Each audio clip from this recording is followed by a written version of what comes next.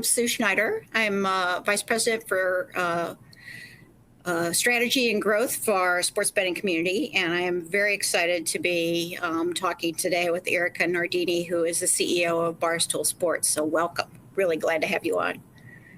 Thank you.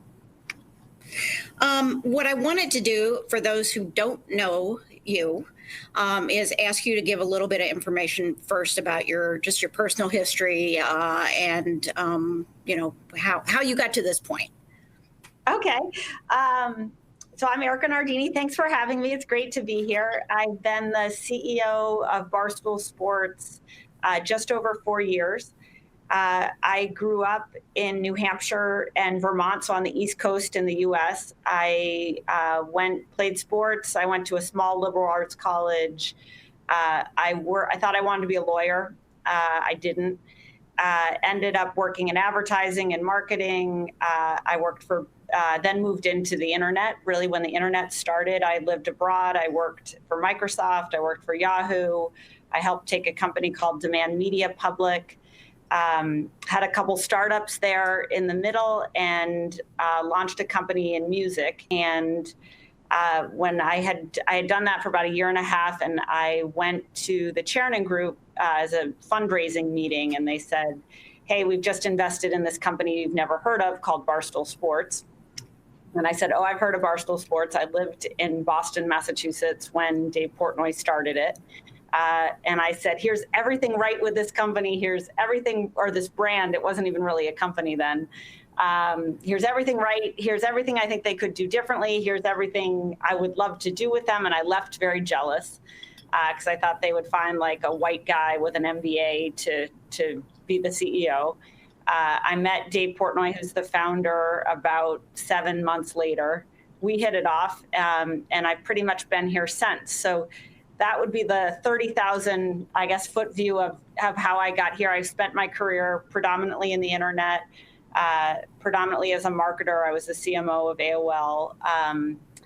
I love sports. I love building brands, and we've had a really exciting time here at Barstool. We've grown into a very big force on the internet, and I'm really proud of that. So you were surprised that they hired you? I was. In terms of being a woman in a pretty that's not their demographic per se, or it wasn't at the time. Yeah, it wasn't at the time, and Dave and I really hit it off, and we kind of had the same vision for Barstool Sports. We had the same things we were interested in. I was one of the only candidates. They went through about 70 candidates before they got to me. All were men. And I was the only one that didn't think that he should change everything about Barstool Sports. So we had a little bit of a shared vision in terms of what was important and where this company could go, and the same work ethic and I think drive to see what we could make of this. And it's been a great partnership ever since. Mm-hmm. You have a podcast by the name of Token CEO, and I was told that you have a good story related to how that came about. So can you share that? Oh, yeah, sure. So when I got to Barstool, the people who don't like Barstool, of which there are many, would call me the token CEO. So basically that I was only hired because I was a woman, that I was hired to just be trotted out to go look good in front of the press, that I didn't really have any independent thinking of my own or the ability to grow a very big business, which is exactly what I've done here. And that's what they would call me. They would call me the token CEO. So flash forward to quarantine and the pandemic in 2020. I like to be busy. I wanted to make a case study for Barstool of how to grow and launch new brands. And I felt like the only thing that I really hadn't done here was to make content. And so I worked out of my basement during quarantine and started making a podcast 5 days a week, a short 10-minute podcast. And I've learned a lot doing it. It's been a good experience. Good. When you look back from when you started to now, what do you think was the biggest challenge that you've had? Um, every day brings a new challenge, Sue. So it's, I think that's just part of it, is just figuring out constant challenges. Our biggest challenge, I would say, has been managing growth. And the balance between, when I got to Barstool, there were 15 guys. There wasn't an office. They didn't have a P&L. There wasn't email. There were, I think, 3 podcasts. There was no video strategy. There was no real social strategy. We weren't on YouTube. They'd never met. They'd never had a business meeting with any major TV network or radio platform or internet company, or even really any major advertising companies. So we had a lot to tackle those first couple of years, and we started to grow very quickly because Barstool has a very, very deep and loyal audience. And to say that you are making something from Barstool Sports or one of our brands, we have about 50 brands, it means our content means something, and it stands for something. And we make a lot of that content. We create a lot of conversation around that content. And keeping up with the innovation and growth of that content has been a big challenge. We've gone from, I would say, a business that was doing $5-6 million in revenue to a company that was valued at over, $450 million in 4 years. So we've had to grow and change. We've built a lot during that time. So we've had to figure that out. And then we've had to figure out what does Barstool Sports mean, and how do we hold true to a lot of things, and how do we expand and evolve other things? And then the counter of that is, what did you see when you started in terms of what the opportunities were, and have you been able to grasp those? Yeah, we work on grasping those every single day. What I saw was a diamond in the rough. This is there will never be another Barstool Sports. And the reason there will never be another Barstool Sports is that Barstool Sports was created in 2004, so pre-internet, really. Started as a newspaper, or not early internet, let's say. And when Barstool started and Barstool first went on the internet, there wasn't a lot of competition. There wasn't Instagram. There wasn't TikTok. There wasn't 1,000 million blogs. Like, there wasn't the competition that you see now. And when you think about where people are spending their time, they're predominantly spending their time right now on social media platforms. But back when Barstool started making content, there was less to compete with. So they were able to really build a very, very loyal audience. They were able to tell a story that was unique. And they were able to be funny and to be expressive and innovative with that content, with less people to compete with. And they really stood out as a brand that had audience. When I worked at probably Microsoft when Dave Portnoy created Barstool Sports. At Microsoft, we chased eyeballs. It didn't matter if we were doing link share. It didn't matter where the traffic came from. We wanted quote unquote traffic. And Dave, conversely, wanted people, because Dave's business was selling t-shirts and getting people to go to bars. And so what Dave built was a business around people. And the major internet companies of the time were building companies around traffic. People are more valuable than traffic, times a million. And that's really what I saw, was that there was a brand that meant something, and that there was a very innovative, creative way. It was the first real fan-first media company. So it was covering sports and news and entertainment and lifestyle at that time, the way an average guy would cover it. And we've evolved, right? We now have girls, we have guys, we have all sorts of different perspectives, but the ability to harness a brand that meant something, to be able to incorporate other points of view, other comedy, other sports, other humor into that, I felt like was a once in a lifetime challenge. Sounds like it has been. Yeah, let's fast forward to this year in the Pendeal. Actually, Jay Snowden, who's the CEO of Penn National opened this event earlier this week, and he described Barstool as a meshing of SportsCenter, Howard Stern, and reality TV, which I thought was an interesting mix.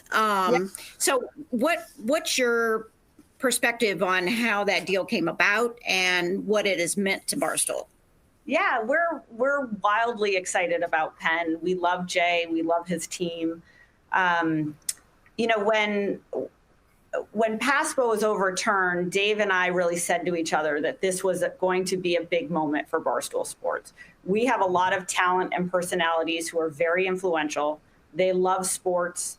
They talk about sports incessantly, and they also happen to be sports bettors. And they have been sports bettors for a very long time. And that's very unique about us. And because Barstool grew up, you know, really fan first and grew up in the internet, they always talked about it. They talked about what they were betting. They talked about how they were betting. They talked about their losses. They kind of rivaled, you know, the talent rivaled one another for years about their teams, their sports, their bets, you name it. And we started to work with companies like FanDuel, and we started to work with companies like MGM and PointsBet and Rush Street and others. And, you know, even predating that, you know, we had done a lot of work, and Barstool had done a lot of work in building the databases of DraftKings and in particular FanDuel during the fantasy era. So we were hip to the game around sports betting. And what we really felt is that there was going to be the right partner for us that could bring things and deliver things that we could not, and that we could bring our millions and millions of fans, but also this massive marketing machine and a lot of energy and passion around sports betting. We could bring those two things together. We had a couple meetings with Penn, and to be honest with you, we hit it off right from the start. I think what's really incredible about Barstool and Penn is that Penn has an incredible regional footprint. They are a retail casino operator. They are not from the internet. They are from the casino business, and they have actual physical places. You think about what we can do in virtual places combined with their physical footprint, and it becomes really interesting, not only how you think about sports betting and audiences, but how you think about a consumer on-site experience. And what we really believe together with Penn is that trust and loyalty are going to matter in the future for sports betting. The consumer experience, whether it's online or offline, is going to matter.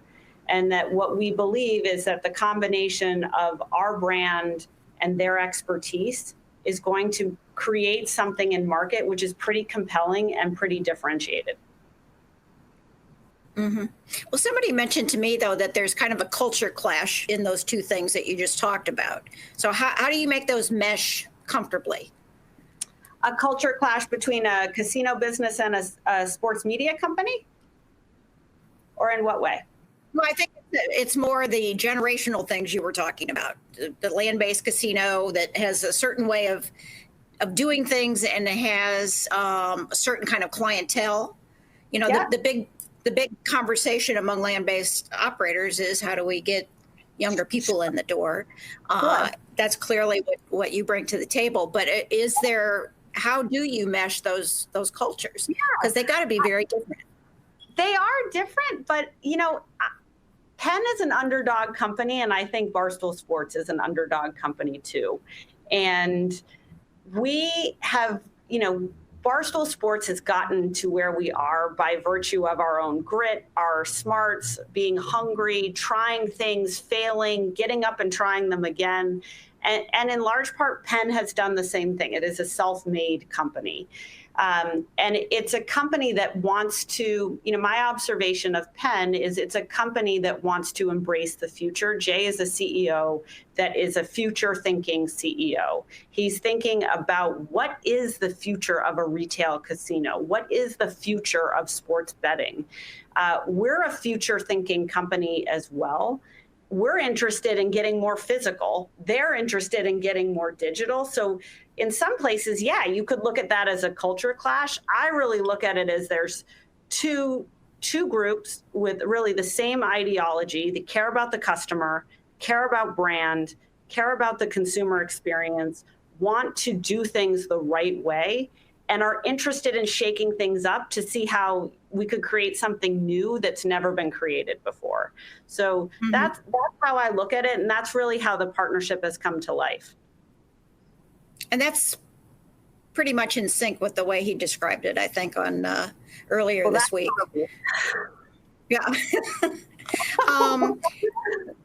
You know, what I listened to your podcast recently. You had one, I guess, week before last that was very interesting because you had gone through a little bit of upheaval in the company with, you know, I mean, you mentioned there are people that don't like Barstool, and, you know, so there have been people that have talked about misogyny and racism and all that stuff. I'm not telling you anything you don't know, but you did a really nice job of being able to explain your perspective on that stuff. So I'm wondering if you can talk a little bit about what you've been through, you know, the last couple of weeks. And you also, the podcast that you did earlier this week, you were talking about the cancel culture and all that. So how do you view this whole thing that's kind of arisen over the last couple of weeks in particular?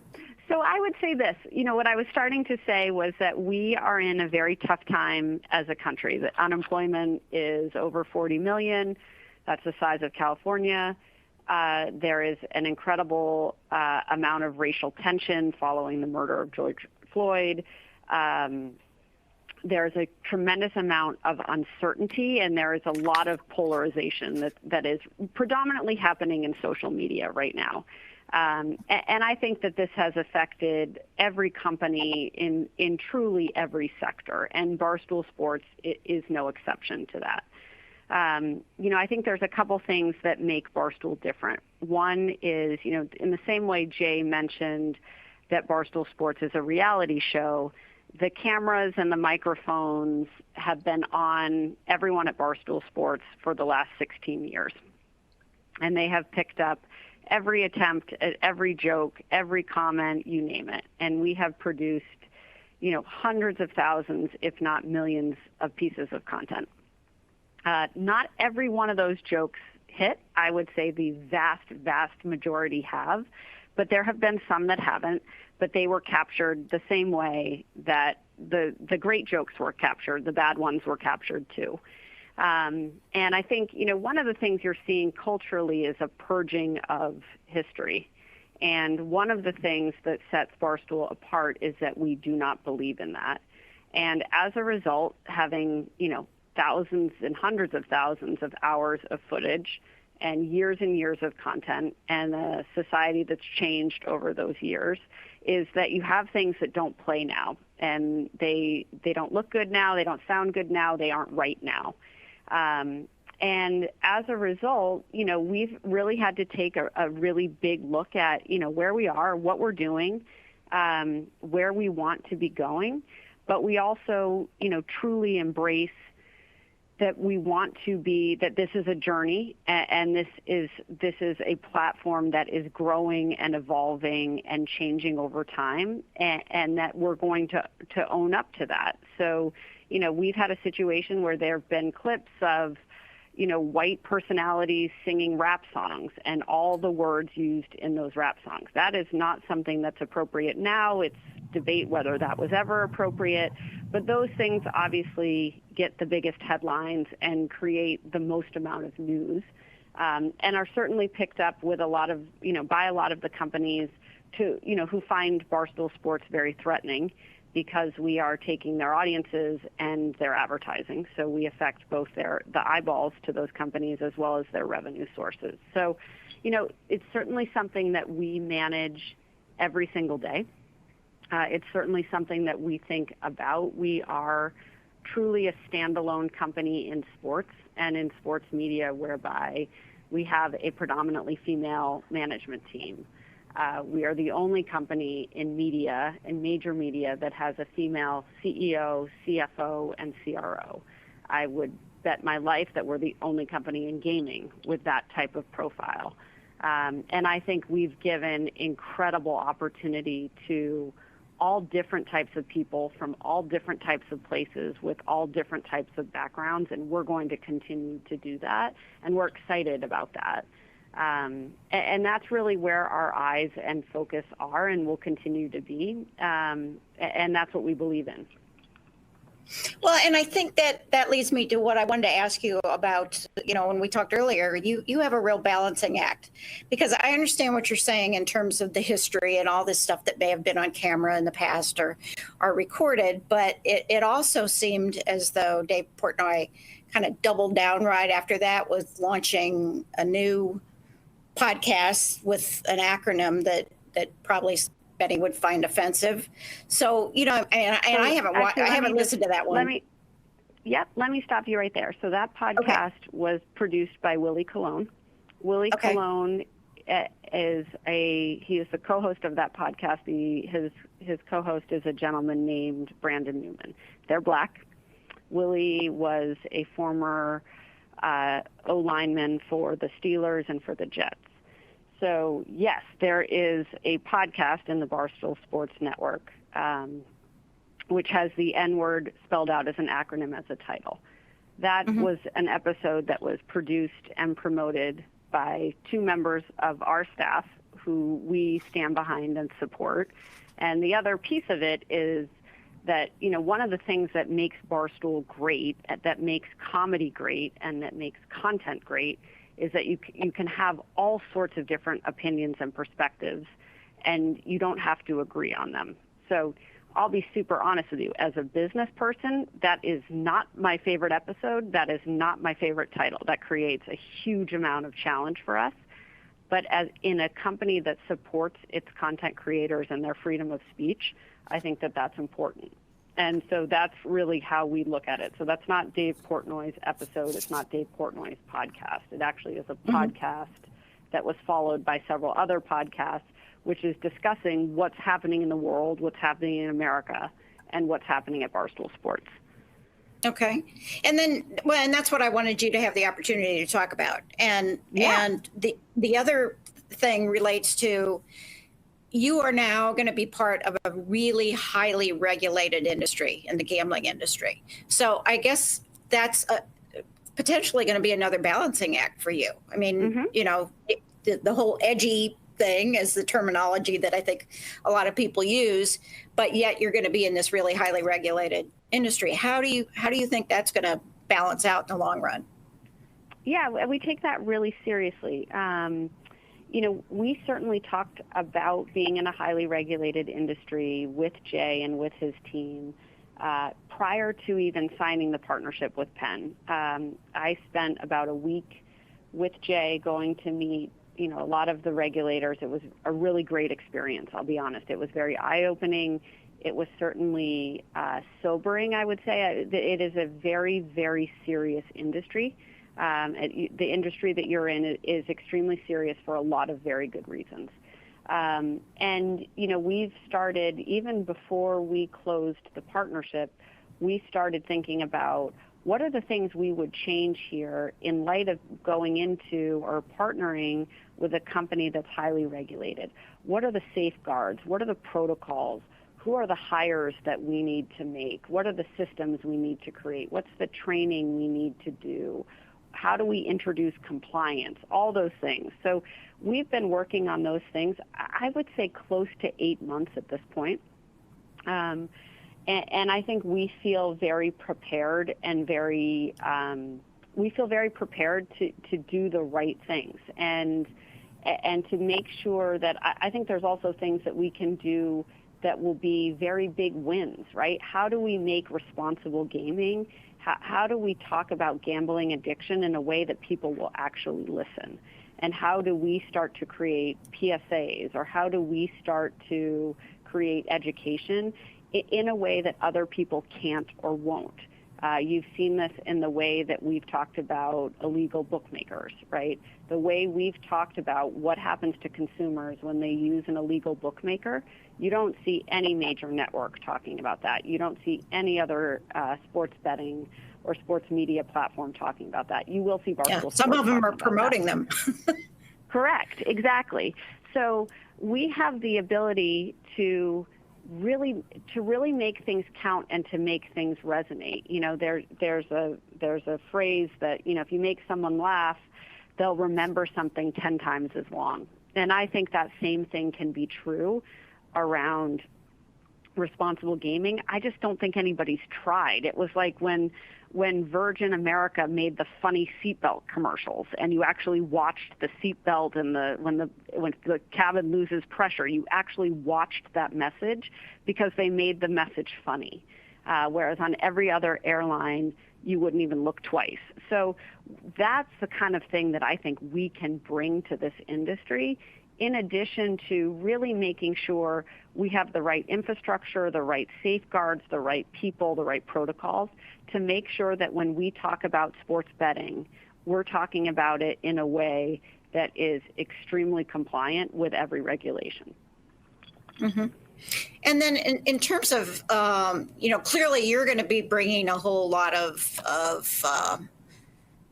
players with you. But I mean, how do you, if you're looking out there to make your upcoming brand appealing to maybe folks that you don't already have as fans, how will you differentiate your product, do you think? What will you be bringing something new and different to the experience above and beyond maybe what's out there now? Are you looking at those sorts of things?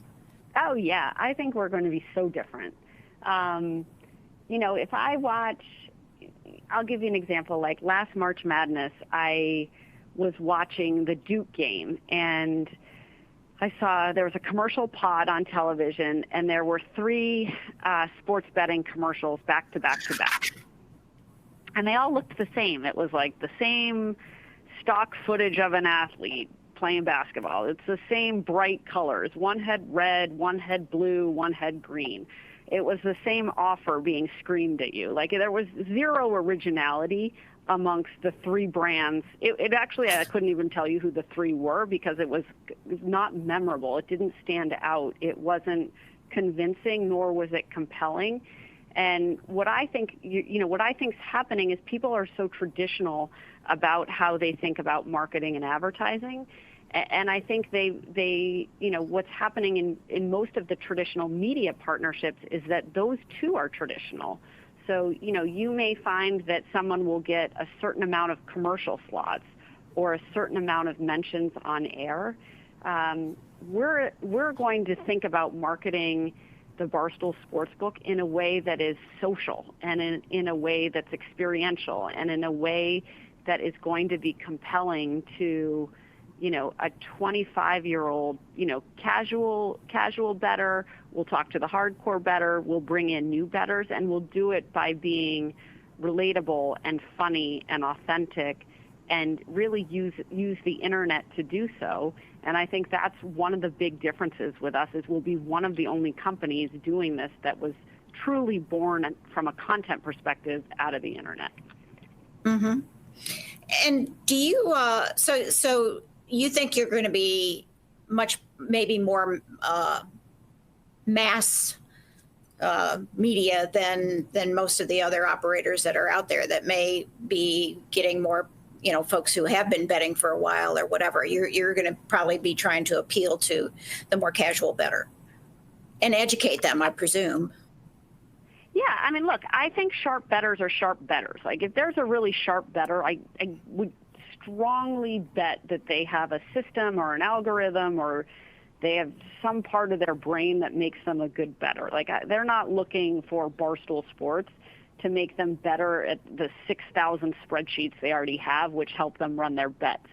When you look at a casual bettor, though, and you think about the potential for this industry, you think about sports fans, and I think about women, right? Like there is no reason that you can't ignite betting amongst women.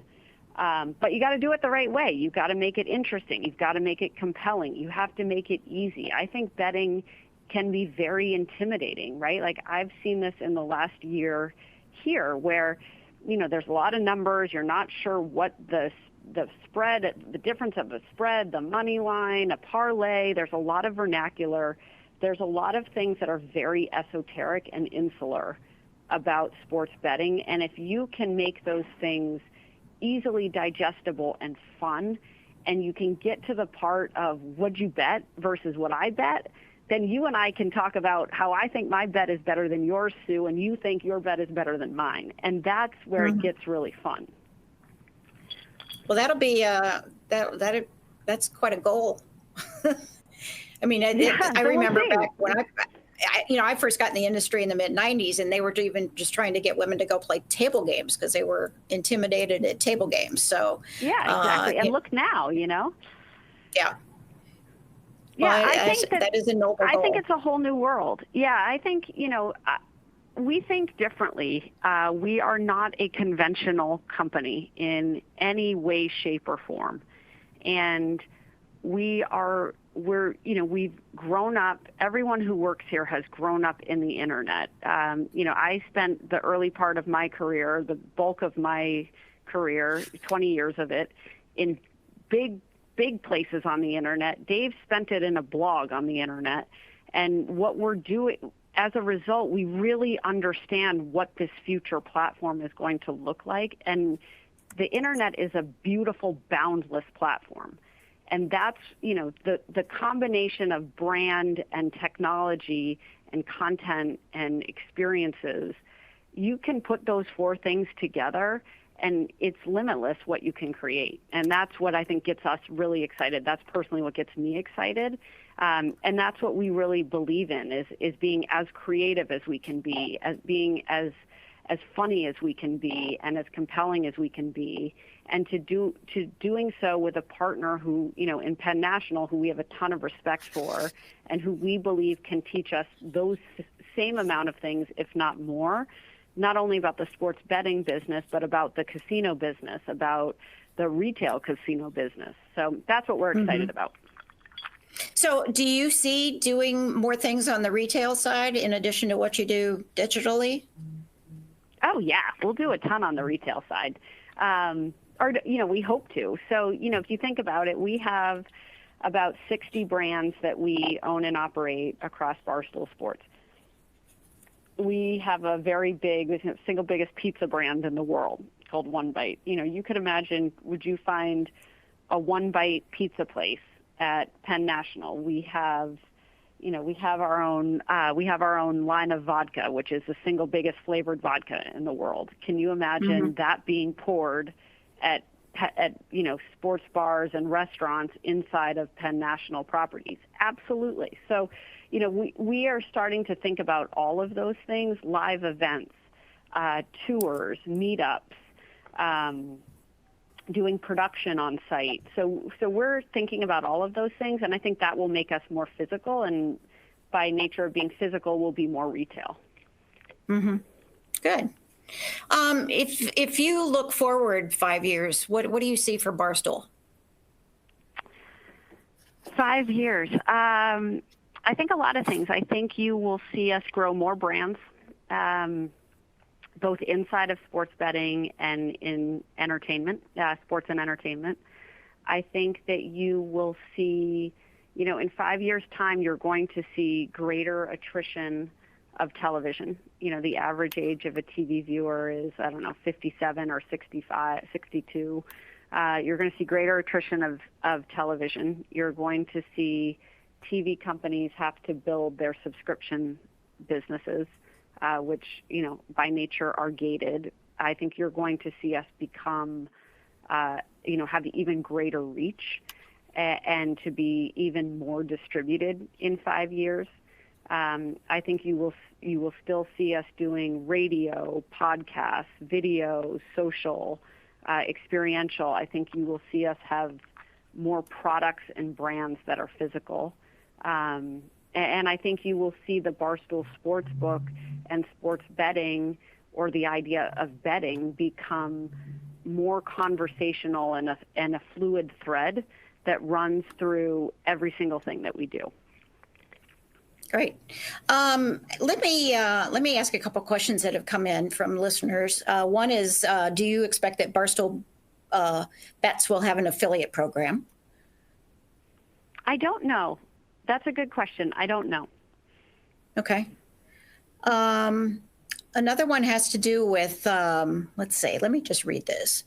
How do you plan to create content under the Barstool Sportsbook brand, knowing that you need to at once foster trust and credibility as a sports betting operator while leveraging the Barstool personalities who don't exactly